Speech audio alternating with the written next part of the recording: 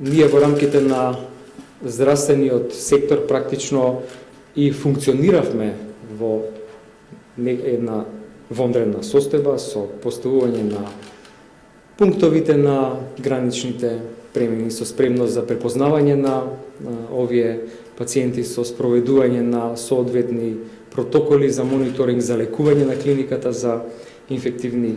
болести. Меѓутоа, сметам дека ова вонредна состојба со ингеренциите со кои што и се даваат на владата дополнително ќе помогне во спроведувањето и евентуално заострување на некои од мерките кои што и досега се воведува и се спроведуваат во нашата држава, дополнително нормално и